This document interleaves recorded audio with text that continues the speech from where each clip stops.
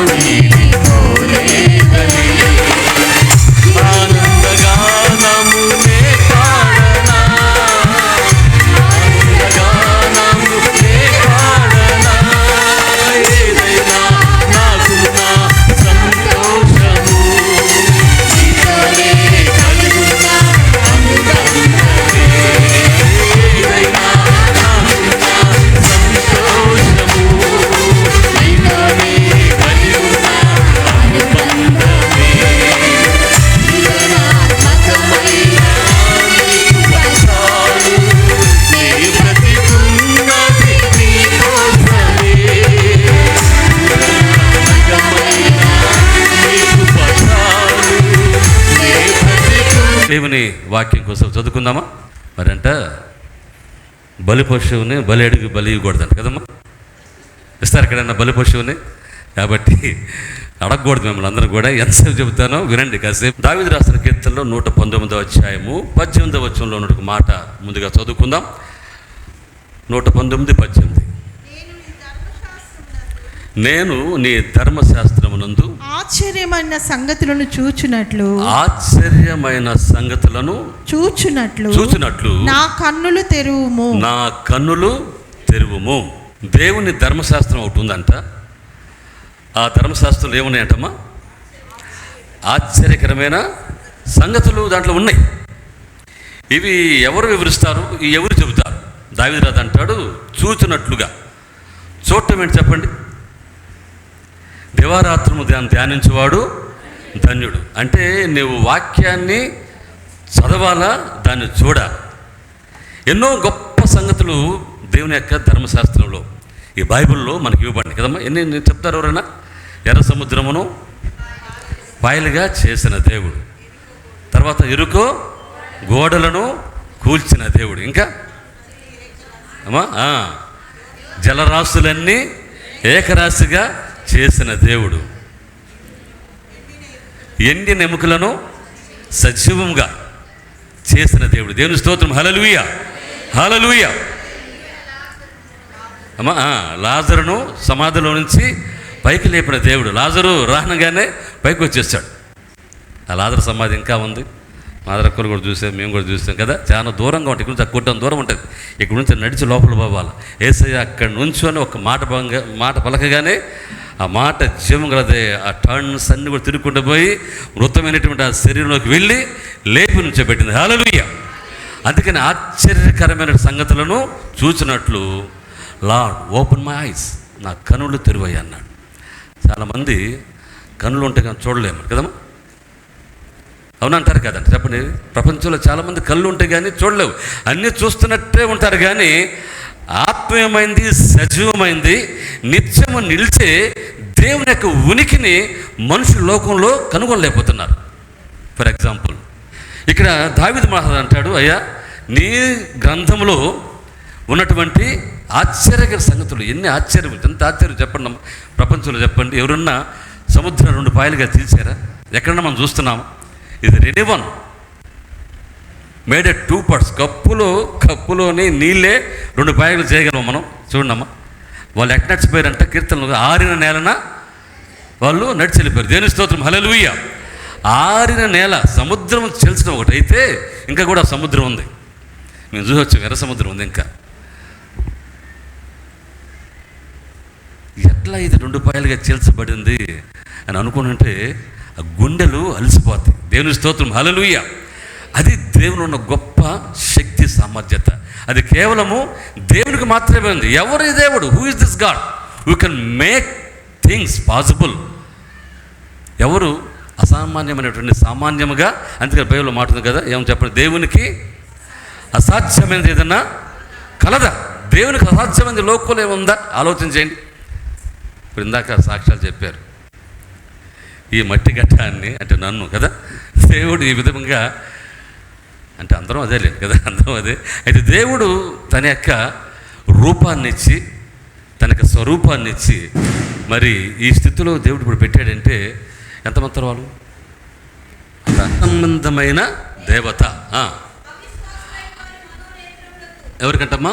అవిశ్వాసులైన వారి మనోనేత్రములకు గుడ్డితనమును కలుగు చేశాను. వింటున్నారా? దేవుడేమో మనకు ఆత్మీయమైన మనోనేత్రమును తెరిపించి ఈ ప్రపంచాన్ని చూపించి ఆయన మహిమలను చూపించడానికే యేసు ప్రభు వారు మనం ఎన్నుకున్నాడు. మీకు అర్థమవుతుందా? యేసు ప్రభు దగ్గరికి ఉపవాస ప్రార్థన ఎన్ని రోజులు చేశాడు చెప్పండి ఆయన? సేవ కార్యక్రమం ముందుగా 40 days కదండి. ఎరుకోలో ఆ ప్రాంతం ఇంకా ఉంది. ఆ ఏదైతే గృహలో ఉన్నాడు యేసు ప్రభు వారు, ఆ ప్రాంతం అది కూడా ఇంకా ఉంది. మమ్మల్ని అక్కడ తీసుకెళ్ళాలి, దూరంగా చూపించారు. ఎందుకంటే అక్కడ ఫైట్ జరుగుతుంది అప్పుడు, కాబట్టి తీసుకెళ్ళలేదు. అయిపోయింది, ప్రార్థన అయిపోయింది, 40 days అయిపోయింది. వెంటనే ఎవరు వచ్చారు చెప్పండి? అపవాది వచ్చి దేవునికి కావాల్సిన మహిమ ఏదో ఉంది కదా, ఆ మహిమ రాకుండా ఉండటానికి ప్రయత్నం చేస్తూ ఉంది. ఈ లోక సంబంధమైన దేవత అంటే అది సాతాను క్రియను. సాతాను దేవుని యొక్క మహిమను చూడకుండా, సంఘము దేవునిలో ఆనందించకుండా, దేవునిలో పరవశించకుండా, దేవుడు నీ కోసం కలుగు చేసినటువంటి ఆ యొక్క అద్భుతాలను చూడకుండా దుష్టుడైన అపవాది నిన్ను బంధించడానికి వాడికి ప్లాన్ చేస్తూ ఉంటాడు. అందుకనే దావీదు, అయ్యా నీ కార్యమును చూసినట్లుగా నా కన్నులు తెరవాలి. కన్నులు తెరిచి దేవుని యొక్క ఆశ్చర్యమైన కార్యములు చూడాలి. ఈ లోక సంబంధమైనది కాదు, ఈ యుగ సంబంధమైన దేవత. దానికి ఒక లోకం ఉంది కదండి, దానికి ఒక లోకం ఉంది, దానికి ఒక పరిచర్య ఉంది కదా, డిస్ట్రాక్షన్ పరిచర్య. ఏం చెప్పండి అమ్మది? డిస్ట్రాక్షన్ అంటే నాశనకరమైన పరిచర్య. ఎప్పుడు కూడా దేవుడు తలపడుతూనే ఉంటాడు కదండి. దేవుడు తన బిడ్డలైన మనకు, సంఘానికి, కుటుంబాలకి మంచి ఈవులను అనుగ్రహించడానికి దేవుడు ఎప్పుడు కూడా సిద్ధంగా ఉండే దేవుడు. దేవుని స్తోత్రం కలుగును గాక. హల్లెలూయా. నేను నిన్న చూశాను యూట్యూబ్లో, దేంట్లోనో ఇప్పుడు కొత్త దేవుడు ఒక ఆయన వచ్చాడు. తెలుసా మీకు? తెలుసా? బెలూన్ దేవుడు. తెలుసమ్మా? రానమ్మా. బెలూన్ దేవుడు. బెలూన్ అంటే డేవిడ్ చెప్పినా? బెలూన్ అంటే ఏంటి? బుడక కదా. బుడక డేవిడ్ అంట. బుడక దేవుడు అంట. అసలు ఎంత ఆశ్చర్యం వేస్తుంది. అసలు మనుషులు ఎంత మాయలోకి వెళ్ళిపోయారు చూడండి. అసలు వాళ్ళు ఎట్లా అంటే, మనం కానీ రిపెంటెన్స్ పశ్చాత్తాపం చూపిస్తాం కదా, ఆ బుడకెట్టిపోతే బుడకనకాల బరుగెత్తున్నాయి జనాలందరం. అతను తెలీదా?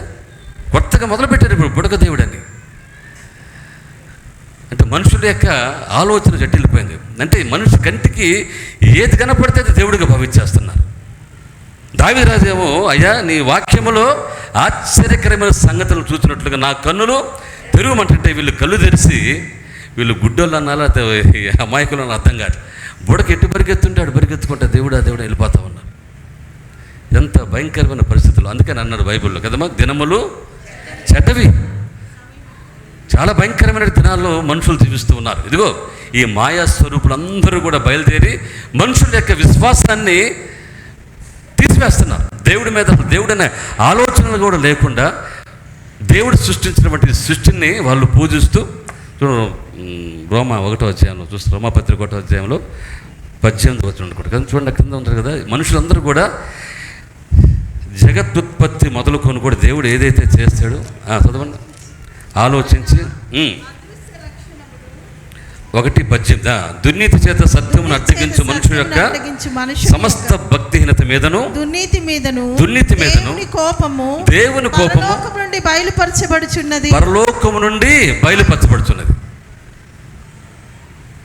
ఎక్కడ బయలుపడుతుందమ్మా చెప్పండి? పరలోకం నుండి దేవుడు పరలోకం నుండి బయలుపరిచినప్పుడు you have to see it. నీ కళ్ళతో చూడాలి దీన్ని. యెషయా 41:21 వ్యాజ్యమాడుడని యెహోవా అనుచున్నాడు, మీ రుజువు చూపించుడని యాకోబు రాజు చెప్తున్నాడు. జరగబోవు వాటిని విశదపరిచి మా ఎదుట తెలియజేయు చెప్పుడి. పూర్వమైన వాటిని మా ఎదుట తెలియజెప్పుడు, పూర్వమైన వాటిని విశదపరచుడి. మేము ఆలోచించి వాటి ఫలమును తెలుసుకున్నట్లు వాటిని మాకు తెలియజెప్పుడి. లేని ఎడల రాగల వాటిని మాకు తెలియజెప్పుడి ఇక్కడ అన్నాడు కదండి. వ్యాజ్యమారుడి, రుజువు చూపించండి. ఏది సత్యమైందో, ఏది అసత్యమైందో, ఏది నిజమైందో, ఏది అబద్ధమైందో దేవుడు నీకు, అందుకని ఏ మనుషుడా ఏది ఉత్తమమో దేవుడు నీకు తెలియజేస్తున్నాడు. Man or mankind, God has revealed you that what is truth and what is untruth. సత్యమేదో అసత్యమేదో దేవుడిని తెలియపరిచాడు కదా. మనసుకి ఒక మనస్సాక్షి అంటూ ఉంటుంది కదా. ఈ మనస్సాక్షి దేవుడిని చూడాలి.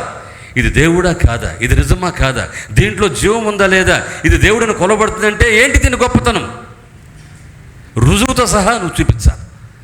మన రుజువు దేవుని యొక్క వాక్యమే. దేవుని స్తోత్రం కలుగును గాక. హల్లెలూయా.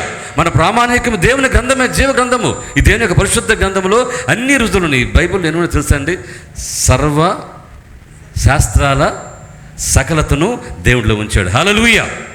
సమస్తం కూడా నీకు ఏది కావాలో దీంట్లో, జువాలజీ కావాలా, బయాలజీ కావాలా, కెమిస్ట్రీ కావాలా, మ్యాథ్స్ కావాలా, లేకపోతే ఆస్ట్రాలజీ కావాలా, ఇంకేం చెప్పండి అమ్మా, ఏదైతే ఉందో మొత్తం కూడా దేవుడు దీంట్లో చూపించాడు. అయితే నువ్వు చదివినప్పుడు నువ్వు అడుగు ప్రతి వానికి నువ్వు రుజువుతో సహా చూపించగలవు. హల్లెలూయా. That is the Christians. ఇది క్రైస్తవులు. అంతేగాని మన కళ్ళు తెరవబడకుండా, కానీ కళ్ళు మూసుకొని ఆత్మీయ సత్యాలను తెలుసుకోకుండా మనం ఇంకా నువ్వు పాలు తాగే బిడ్డలుగా ఉంటే నీ లోకంలో నువ్వు ఎట్లా జీవించగలవు? నీ హేతువుడిగా ప్రతి వానికి ఏమి చెప్పి నువ్వు యేసు ప్రభు దేవుడనే నువ్వు చెప్పగలవు? ఆలోచించే. కాబట్టి దావీదు మహయ్యా నా కనులు తెరువు. మనందరూ కూడా ఆత్మీయమైన మనోనేత్రములు తెరవబడాలి. దావీదు అంటాడు ఇంకో చోట 121 కీర్తన కదమ్మా, కొండల తట్టు నా కనులెచ్చున్నాను, నాకు సహాయము ఎక్కడి నుండి కలుగును? యెహోవా వలనే. నువ్వు కనులు కొండల తట్టు ఎత్తుంటే అమ్మా చాలా మంది అదే కదా, నీ కన్నులు కొండల మీద కాదు కదండి, ఎక్కడ ఉండాలి చెప్పడమ్మా? యెహోవా మీద ఉండాలి. లేకపోతే కొండల మీద కూడా. కొండలు అంటే గిరి, అంటే ఎత్తైన ప్రదేశాల్లో దేవుని సహాయం దొరికిద్దని, లేకపోతే పెద్ద పెద్ద వాళ్ళ మీద మనం ఆశ పెట్టుకుంటాం, పెద్ద పెద్ద వాటి మీద మనం సహాయం పెట్టుకుంటాం, వాళ్ళని వీళ్ళని. అది ఇవి కాదు, అవి తాత్కాలికమైనవే, కొద్ది కాలం పడుతూ నడిచేవే. అయితే అసలైంది ఏంటంటే దేవుని వైపు మనం కన్నులు ఎత్తాలి. బైబిల్లో చాలామంది వాళ్ళ కన్నులు తెరవబడినప్పుడు వాళ్ళు అద్భుతాలు చూశారు. దేవుని స్తోత్రం, హల్లెలూయా. లేరా బైబిల్లో వాళ్ళ కన్నులు తెరిచినప్పుడు వాళ్ళకి అద్భుతాలు కనపండి. చూడమ్మా, దేని వాక్యం కొన్ని మాటలు మనం చదువుకుందామా. కాండము 22:31 అమ్మా. అంతలో యెహోవా బిలాము కన్నులు తెరిచెను గనుక ఏం చేశాడమ్మా? బిలాము కన్నులు తెరిచెను గనుక దూసిన ఖడ్గము చేత పట్టుకొని త్రోవలో నిలిచి ఉన్న యెహోవా దూతను అతడు చూచి తల వంచి సాష్టాంగ నమస్కారం చేసింది. దేవుని స్తోత్రం, హల్లెలూయా. ఇక్కడ బిలాము ఎక్కడికి వెళ్తున్నాడు చెప్పండి? శపించడానికి ఇశ్రాయేలును కదా. ఈ భూతలమంతా నిండిపోయే జనాంగము ఇశ్రాయేలు బయలుదేరి వస్తారు. అబ్బాయి వీళ్ళు గారు మన మీద పెడితే ఇంకేమైనా ఉందా? మన దేశాన్ని, మన సామ్రాజ్యాన్ని, మన మనుషులన్నీ కూడా వీళ్ళు తీసుకెళ్ళిపోతారు. కాబట్టి బాలాకు ఏం చేస్తాడంటే బిలామును పిలిపించాడు, ప్రవక్తని పిలిపించి, రాయా ఇదిగో ఈ కొండ మీద నుంచో వాళ్ళందరూ చూస్తున్నానండి అన్నాడు. వీళ్ళందరూ నువ్వు శపించాలి.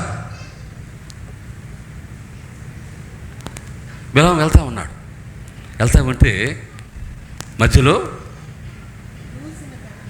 దేవుని తనకు దూతను పంపించి అతనికి బుద్ధి కలుగునట్లుగా, ఇక్కడ దేవుని యొక్క మహిమ, దేవుని దూతే కదా అక్కడ ఎదురుగా వచ్చి అడ్డుకుంది.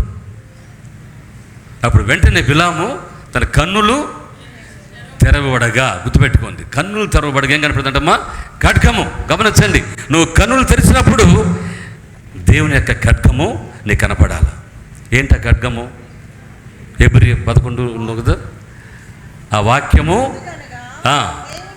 దేవుని వాక్య ఖడ్గం ఇది. సజీవమై బలము గలదై రెండంచులు గల ఎటువంటి ఖడ్గము కంటెను. బాగా వినాలి, రెండంచులు గల ఎటువంటి ఖడ్గమైనా సరే వాడిగా ఉండి ప్రాణాత్మలను కీళ్లను మూలుగను విభజించినంత మట్టుకు దూరుచు హృదయం యొక్క తలంపులను ఆలోచనలను శోధించుచున్నది. చూసారమ్మా, ఇది వాక్య ఖడ్గం. ఆనాడైతే అది పాత నిబంధన కాలం కదమ్మా. పాత నిబంధన కాలంలో బిలాము పరుగు వేరుగుంది, బిలాము మార్గం వేరుగుంది, అతని ఆలోచన వేరుగు, ఈ లోక సంబంధమైన వాటిగా పరిగెత్తు ఉన్నాడు. తుచ్చమైనటువంటి ధనం కోసం ఆశపడి ఏదో సంపాదించుకుందామని బిలాము గాడిదకి వెళ్తా ఉన్నాడు. ఈ లోకంలో మనం కూడా ఒకసారి ఇదే మార్గాల్లో మనం ప్రవేశిస్తూ ఉంటాం, ఈ మార్గంలో వెళ్తూ ఉంటాం కదండి. ఈ లోకం వైపు ఆశ పెట్టుకొని, ఈ లోకంలో ఉండేటువంటి కొన్ని వాటి మీద మనము ఆలోచన పెట్టుకొని వెళ్తూ ఉంటాం కదా. అయితే గమనించండి, ఇప్పుడు ఇది కొత్త నిబంధన కాలం కదమ్మా. ఇప్పుడు ఇది కొత్త నిబంధన కాలము. యేసు ప్రభువారు తన యొక్క ప్రత్యక్షతను మనుషులకి దగ్గరగా చూపించిన కాలం. దేవుని స్తోత్రం, హల్లెలూయా. అప్పుడైతే మనుషులు కొండల్లోనో, ఎక్కడో లోయల్లోనో, లేకపోతే సుడిగాల్లోనో ఎక్కడెక్కడో దేవుడు కనపడుతూ ఉండేవారు. పైపొచ్చుగా యాజకుల ద్వారా, తర్వాత ప్రవక్తల ద్వారా దేవుడు మాట్లాడేవాడు. కానీ మనుషులకు దగ్గరగా వచ్చిన మాట్లాడేటువంటి సందర్భాలు ఆ ఇలకాలంలో లేవు. దేవుడు కొంతమందిని ఏర్పాటు చేసుకొని తన ప్రత్యక్షను కనపరిచి ఉంటాడు. అయితే దేవుడు మహాకృపను బట్టి కదండి, ఆ వాక్యము శరీరధారి చెప్పాలా, కృప సత్య సంపూర్ణంగా, కృప ఒకటి, సత్యం ఒకటి, సంపూర్ణతగా దేవుడు మన మధ్య ఉన్నాడు, మనతోనే ఉన్నాడు. ఎందుకంటే ధన్యత మనకని కావాలమ్మా. ఇప్పుడు ఈ కృపను, ఈ ధన్యతను నువ్వు నీ కళ్ళు తెరిచి చూడాలి. దేవుని స్తోత్రం, హల్లెలూయా. ఎందుకంటే కొంతకాలం రాబోతుంది కదా. కొంతకాలం వచ్చిన తర్వాత ఇక మన కళ్ళు మూయబడతాయి. కళ్ళు మూయబడిన అంటే మనం దేన్ని కూడా చూడలేము. ఎందుకంటే ఈ యుగ సంబంధమైన దేవత ఇప్పుడు విశ్వాసులుగా ఉన్నాం అనుకుంటా ఉన్నట్టుగా ఉంటాం మనం కదండి. ఇంకొంతకాలం రాబోతుంది, అవి బహు శ్రమలలోకి వెళ్ళే రోజు వచ్చినప్పుడు ఏది మన విశ్వాసం కదమ్మా. అందుకన్నాడు, నేను భూమి మీదకి వచ్చినప్పుడు విశ్వాసులను ఏమారమ్మా, అవునా కదా చిట్టి, విశ్వాసులను కనుగొంటానా లేదా జేమ్స్, అవునా కదా? నువ్వు కదా, వెనకాల జేమ్స్ ఉన్నాడు నా ఫ్రెండ్. విశ్వాసులు కనుగొంటామా లేదు ఆలోచించండి. You have to keep up your faith strongly, you have to hold it. అందరూ చేయి చూపించండి, ఎట్టా చూపించారా? ఆ విశ్వాసాన్ని గట్టి పట్టుకోండి. పట్టుకున్నారా? Very good. ఇంకో చేయి చూపించండి, ఎట్టా. అది గట్టి పట్టుకోవాలి, విశ్వాసాన్ని గట్టి పట్టుకొని ఉండాలి మనం. ఎందుకు చెప్తాండి ఈ మాట? యోహాను సువార్త 10వ అధ్యాయం చిన్నమ్మా 27 చదవండి. ఇక్కడ ఒక చెయ్యి ఇంకో చేయలే గెలిచింది అనమాట. చదవండమ్మా, యోహాను సువార్త 10:27 చదవండి. నా గొర్రెలు నా స్వరము వినును, నేను వాటిని ఎరుగుదును, అవి నన్ను వెంబడించును. నేను వాటికి నిత్య జీవము నిచ్చుచున్నాను గనుక అవి ఎన్నటికి నశింపవు. ఎవడును వాటిని నా చేతిలో నుండి, బాగా మాట బాగునాలా, ఎవడు వాటిని నా చేతిలో నుండి అపహరింపడు. వాటిని నాకు ఇచ్చిన నా తండ్రి అందరికంటే గొప్పవాడు గనుక నా తండ్రి చేతిలో నుండి ఎవడును వాటిని అపహరింపలేదు. దేవుని స్తోత్రం, హల్లెలూయా. ఇప్పుడు యేసు ప్రభువు చెయ్యి ఒక పక్క ఉంది, తర్వాత తండ్రి చెయ్యి ఒక పక్క ఉంది, మన చెయ్యి దాంట్లో ఉంటుంది. కాబట్టి దేవుడు ఇక్కడ మనను యేసు ప్రభులో బిగించేశాడు, బంధించేశాడు. హల్లెలూయా. నువ్వు ఆ విశ్వాసంలో ఉండాలి. ప్రభు రాకడ సమయంలో ఇట్టి విశ్వాసం మనం కలిగి ఉంటేనే, లేకపోతే జాగ్రత్త. ఇందాక చెప్పుకున్నాం కదా, ఇహలోక సంబంధమైన దేవత సాతానుడు అపవాది వాడు తిరుగుతూ ఉంటాడు. ఎవరిని మింగివేయదమా, ఎవరిని అపహరించుదామా అని వాడి పని అది. అదే సమయంలో యేసు ప్రభు కూడా ఇంకో చోట రాయబడింది, అంటే యేసు ప్రభు వారు కూడా బొబ్బరించు సింహం అంట కదా. సింహం బొబ్బరించడం అంటే అరవటం కదండి. అరవటం దేనికోసం పరిస్థితి సింహం చెప్పండి అమ్మా? ఆహారం కోసం పరిస్థితి తెలుసా మీకు? సింహం అంట రోజుకి ఎన్ని సంతలు నిద్రపోయి చెప్పండమ్మా? 18 గంటల. సింహం రోజుకి 18 గంటలు తిండి బాగా నిద్రపోయిందంట. మళ్ళీ ఆకలైనప్పుడే లేచిదంట సింహం. అప్పుడు అరిసినప్పుడు ఎక్కడెక్కడ ఎన్ని కూడా వెళ్ళిపోయి దాముకుంటే బయటికి రాబోయి. ఎందుకంటే ఇక్కడ మృగరాజు లేచాడు రాబోయి తినడానికి దాముకుంటే అంట. అయితే యేసు ప్రభు వారి దగ్గరికి వస్తే ఎలాంటి సింహాలైనా సరే నోరులు మూసుకోవాల్సిందే. దానియల్ని ఎక్కడ వేశారు చెప్పండి? సింహాల బోన్లు కదా, గృహలో వేశారు. బోన్ అలవాటు అయిపోయింది మనకు కదా. ఎగ్జిబిషన్ వస్తే గబక్కన పోయి వాటిని ఎక్కడ పెడతారు చెప్పండి? గృహలో పెడతారా? బోన్లో పెడతారు కదా. ఇక్కడ గృహలే ఉండవు, బోన్లే ఉంటాయి. ఎందుకని మనం చూసి అక్కడికి వెళ్ళి బోను అనుకుంటూ ఉంటాం. బోను కాదు అది కదా, గృహలో ఉంటాయి. ఏం చేస్తాను చెప్పండి అమ్మా? దగ్గరికి వచ్చి రావడానికి మాత్రం వచ్చినాయి తీవ్రంగా ఆకలితో కదండి. ఒక సింహం వచ్చిందా? చాలా గుంపులు ఉంటాయి సింహాలు. వచ్చినాయి చూసి అమ్మ ఈయనేంద్ర ఎట్టున్నాడు అనుకున్నాయి కదండి. అనుకున్నాయా లేదా? వెంటనే ధాన్యాలు వాటి చూడంగానే ఇంకేముంది, నా పని అయిపోయింది, ఒక్క నిమిషంలో నన్ను పొడిం చేసేస్తే మొత్తం అనుకున్నాడు. ఒక్కసారిగా కోలబడిపోయి మోకరించి దేవునికి ప్రార్థన చేస్తున్నప్పుడు ఈ సింహాలన్నీ కూడా చిన్న పిల్లులు అయిపోయినాయి. హల్లెలూయా. చిన్న పిల్లులు అయిపోయి ఆయనతో పాటు ప్రార్థన చేస్తున్నారు కదా, ఆయన దేవా స్తోత్రం ఆయనని. అవి కూడా వచ్చి పక్కన కూర్చొని దగ్గరికి అబ్బా అయిపోయింది అనుకుంటున్నాడంటే. అయితే ఒక పక్క ధైర్యం ఉంది, నా దేవుడు నా ప్రార్థన ఆలకిస్తాడు. అవి కూడా వచ్చి ఆయన ఎదురుగానే ఇటు కూర్చున్నాడు. అవి కూడా చిన్న పిల్లులాగా. దేవుని స్తోత్రం, హల్లెలూయా. అది దేవుళ్ళో ఉన్న శక్తి. నువ్వు విశ్వాసాన్ని కాపాడుకోగలిగితే, పౌలు అంటాడు కదా, నా విశ్వాసమును కాపాడుకుంటే నా పొరుగును నేను కడముట్టించాను. నువ్వు కడముట్టించేంత వరకు కూడా నీ విశ్వాసాన్ని కాపాడుకోవటమే క్రైస్తవుని యొక్క ముఖ్య లక్షణం. హల్లెలూయా. దేవుని అడగాలి, నా కళ్ళు తెరుగు నాయన, ఎంతకాలం నేను అంధత్వంలో ఉంటాను. ఇక్కడ బిలాము కళ్ళు తెరవబడినప్పుడు ఖడ్గం కనపడింది. వెంటనే ఏం చేశారు చెప్పడమ్మా? సాష్టాంగ నమస్కారం చేశారు. దేవుణ్ణి కనపడినప్పుడు, దేవుడు నువ్వు చూసినప్పుడు నువ్వు చేయాల్సిన ఒకటే ఒకటి కదా, అంతే, బోర్ల పడిపోవటం. ఇంకో వాక్యం చదువుకుందాం. అంటే మనకు కావాల్సింది దేవుని యొక్క వాక్యం అనే ఖడ్గం కావాలి. ఆదికాండము చూడండి దయచేసి, ఆదికాండం చూద్దాం. ఆదికాండము 21వ అధ్యాయము 19వ వచనం. ఆదికాండము వెంటనే వెనకాల ఉన్నారా? అందరు బాగున్నారమ్మా? అందరూ ఉన్నారా లేదా? మనం చేతులు ఎత్తండి ఒకసారి. హల్లెలూయా. చదవండి మాట. మరియు 21:19. మరియు దేవుడు ఆమె కన్నులు తెరిచినందున. ఎవరి కన్నులమ్మా? హాగరు. ఎవరు ఇక్కడ ఉండే చెప్పండి? హాగరు ఉంది ఇక్కడ. ఆమె కన్నులు తెరిచినందున ఆమె నీళ్ల ఊట చూచి. ఆమె ఏం చూసిందంటమ్మా? నీళ్ల ఊట చూచి వెళ్ళి ఆ తిత్తిని నీళ్లతో నింపి చిన్నవానికి త్రాగనిచ్చెను. దేవుడు ఆ చిన్నవానికి తోడైండెను. దేవుని స్తోత్రం. హల్లెలూయా. ఇక్కడ కన్నులు తెరిచినప్పుడు ఏం కనపడింది చెప్పండి అమ్మా? నీరు, అంటే జీవజలము. దేవుని స్తోత్రం. హల్లెలూయా. మనకు జీవజలము కావాలి. ఒకటి వాక్యం కావాలి, తర్వాత 2 మనకు జీవజలము కావాలి. మేము ఎందుకు అర్థమవుతుందా? కన్నులు తెరిచినప్పుడు మనకు కనపడాల్సింది వెండి బంగారాలు కాదు కదా, వింటున్నారా? కావాలని వద్దని కాదు, నీకు కావాల్సింది జీవజలము. ఈ జీవజలమైనటువంటి యేసు ప్రభువుని మనుషులు వదిలి ఈ లోకంలో ఎండిన వాటి ఎంక కదమ్మా, వాడిపోయే వాటి ఎంక మనుషులు పరిగెత్తున్నారు. హాగరు ఇక్కడ తన బిడ్డను చూసి వెళ్ళిపోతుంది ఆ అరణ్యంలోకి.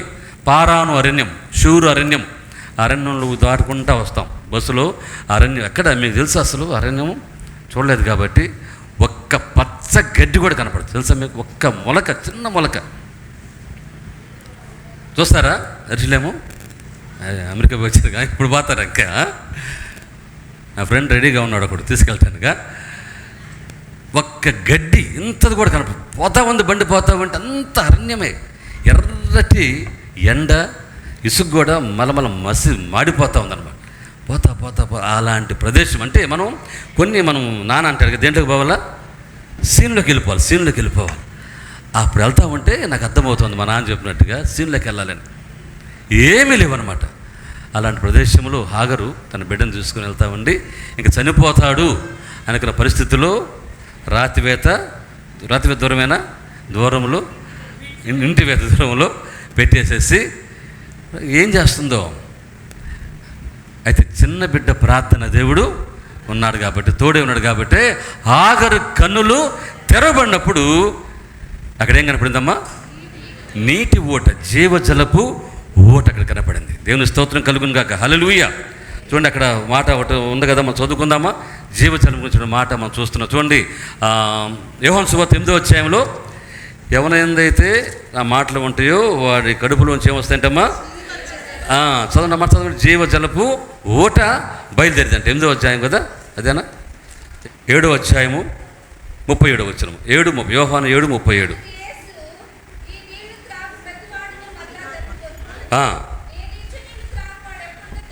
నేనిచ్చు నీళ్లు తాగువాడు ఎప్పుడునూ దప్పికొనడు. నేను వానికిచ్చు నీరు నిత్య జీవనకై వానిలో ఊరేడి నీటి బుగ్గుగా ఉండనని దేవుడు చెప్పాడు. దేవుని స్తోత్రం. హల్లెలూయా. నా యందు విశ్వాసముంచువాడెవడు లేఖనము చెప్పినట్లు వాని కడుపులో నుండి జీవజల నదులు పారునని బిగ్గరగా చెప్పాను. దేవుని స్తోత్రం. హల్లెలూయా. ఆయన జీవజల నిధిగా మనకున్నాడు. ఇక్కడ హాగరు నీటి కోసం, ఒక బొట్టు నీటి కోసం కదా ఎంత ప్రయాసపడుతుందో, ఎంత ప్రాధేయపడుతుందో. అయితే దేవుడు నీ ప్రార్థనలు ఆలకించి నీకు సహాయం చేయడానికి ఎప్పుడు కూడా దేవుడు సిద్ధంగా ఉండే దేవుడు. హల్లెలూయా. ఆయన ఒక బొట్టు కాదండి, ఒక బొట్ట లేకపోతే గ్లాసు వాటరా లేకపోతే ఒక బిందు వాటరా చెప్పండి. జీవజల నది దేవునికి ఇవ్వబోతున్నాడు. హల్లెలూయా. అది నిత్యము నీలో ఉండే ఊటగా అది బయటకు వస్తుందంట నీ కన్నులు తెరిచినప్పుడు. అవునా కాదా? మన కన్నులు తెరవాలి. ఇంకా అంతత్వం మన కళ్ళు మూసుకొని దేవుని యొక్క మహిమను చూడకుండా, దేవుని యొక్క ఆశ్చర్యమైన సంగతులు తెలియకుండా క్రైస్తవురాలవే విశ్వాసం అయినప్పుడు కూడా there are something that should come out from your heart, from your life. నీ జీవితంలోంచి, హృదయంలోంచి బయటికి రావాల్సిన కొన్ని ఉన్నవి. దేవుని అంతగా మనం ప్రేమించాలండి. అంతగా ప్రేమిస్తేనే దేవుడు నీ కన్నులు తెరిచి ఆశ్చర్యకరం చూపిస్తాడు నీకు. క్రీస్తు ప్రేమ దేని బిడ్డ గమనించండి, దేవుడు అలాంటివి మనం కోరుకుంటున్నాడు. ఇంకొక వ్యక్తులు ఉన్నారు కదండి, ఇది కొంచెం ఆశ్చర్యమైన సంగతి కదా. అదే ఆదికాండంలో 3:17 మనం చూసినట్టయితే ఇక్కడ ఒక జంట ఉన్నారు, ఆడం గారు మేడం గారు కదమ్మా అంటున్నారా, ఆడాం అండ్ మేడం. వీరి కన్నులు తెరవబడినప్పుడు వారు దిగంబరులై ఉన్నారంట కదండి. వాళ్ళ ఆత్మీయ స్థితి వెళ్ళిపోయింది. దేవుడు వద్దన పని ఎప్పుడైతే చేశారో గుర్తుపెట్టుకోండి, నువ్వు వద్దన పని చేసినట్టయితే దేవుడు ఆజ్ఞ అతిక్రమమే పాపం. విన్నారా జాగ్రత్తగా? ఏంటి ఆజ్ఞ అతిక్రమము? దేవుడు చెప్పాడు కదా, you should not eat the tree food, ఆ యొక్క చెట్టు ఫలములు తినొద్దని ఖచ్చితంగా ఆజ్ఞాపించాడు. మేనక విన్నారా? దేవుడు మనకు కొన్ని చెబుతుంటాడు, కొన్ని ఉపదేశిస్తుంటాడు, కొన్ని బోధిస్తుంటాడు, కొన్ని మన సంగతులను దేవుడు విశదపరుస్తూ ఉంటాడు. వాక్యాల ద్వారా, వాక్యం చదవటం ద్వారా, కాపరుల ద్వారా, బోధకుల ద్వారా, సువార్తికుల ద్వారా దేవుడు మనతో మాట్లాడుతుంటాడు అనునిత్యము కదండి. అనుక్షణం అని మాట్లాడుతూనే ఉంటాడు. చేయవద్దన్న పని నువ్వు చేసిన ఎడలా ఇదిగో ఈ పరిస్థితికి వెళ్ళిపోతారు కదండి. వాళ్ళ కన్నులు తెరవబండి. అంతకుముందు ఎట్లుండే వాళ్ళు చెప్పండి, ప్రతి చల్లపూట అంటే ఎట్లున్నారు చెప్పండి. దేవుడే దిగివచ్చి నరులతో ఆయన మాట్లాడే సందర్భం ఎక్కడైనా చూసాం మనం. దేవుడు దిగివచ్చి, దేవుడు వీళ్ళ దగ్గరికి ఎందుకు దిగివచ్చి అంటే వాళ్ళ బిడ్డలు కాబట్టి, ఆయన స్వరూపంలో చేస్తున్నాడు కాబట్టి దే షుడ్ బై ఫెలోషిప్ దేవుడు కోరుకుంటున్నాడు.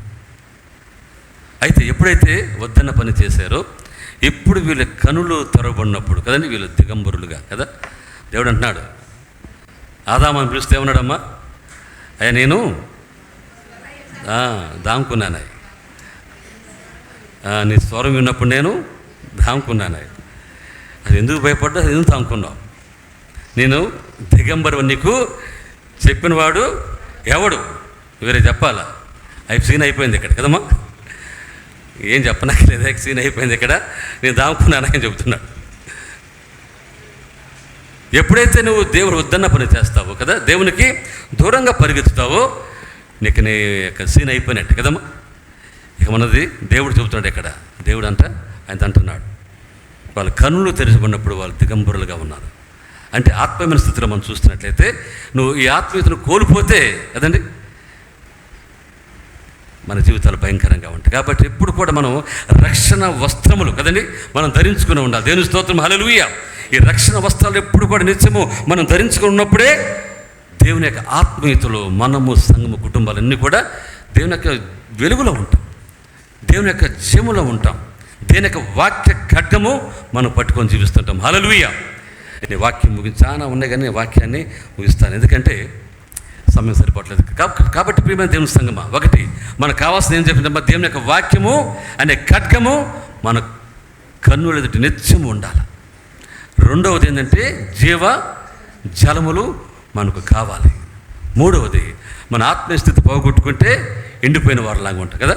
వాళ్ళు ఏం కట్టుకున్నారు చెప్పండి అమ్మా, ఆకులు అల్లం కొట్టుకున్నారు.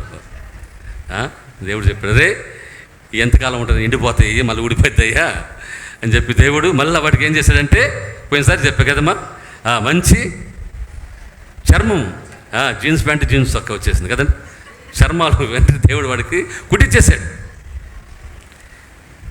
దేవుడు ప్రేమ గలవాడు. నీకు కావలసిన వస్త్రాలు, నీ రక్షణ వస్త్రములు నువ్వు కళ్ళు తెరిచినప్పుడు నువ్వు రక్షణ వస్త్రములు ధరించుకున్నవారుగా కనపడదుగాక. ఆమేన్. చూడు, ప్రకటన గ్రంథం చూస్తాం. ప్రకటన గ్రంథం కనపడినట్టయితే దేవుడు వారికి రక్షణ వస్త్రాలు ధరింపజేసినాడు. కళ్ళు ఎదుట దేవుడు పెట్టాడు. వాళ్ళ కళ్ళు ఎదుటేమో అవమానము, సిగ్గు, భారము కదండి ఇవన్నీ ఉన్నాయి. దేవుడైతే వాళ్ళకి నీ అవమానము తొలగించి, నీ సిగ్గును తొలగించి దేవుడు నీ కన్నుల ఎదుట రక్షణ వస్త్రము దేవుడు ధరింపజేస్తున్నాడు. హల్లెలూయా.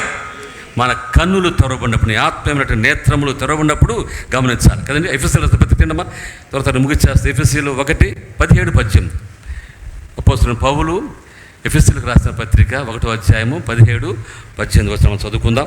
మరియు నీ మనోనేత్రములు వెలిగింపబడినందున ఆయన మిమ్మును పిలిచిన పిలుపు వలన నిరీక్షణ ఎట్టిదో పరిశుద్ధులలో ఆయన స్వాస్థ్యం యొక్క మహిమైశ్వర్యం ఎట్టిదో ఆయన క్రీస్తునందు వినియోగపరిచిన బలాతిశయమును బట్టి విశ్వసించు మన యందు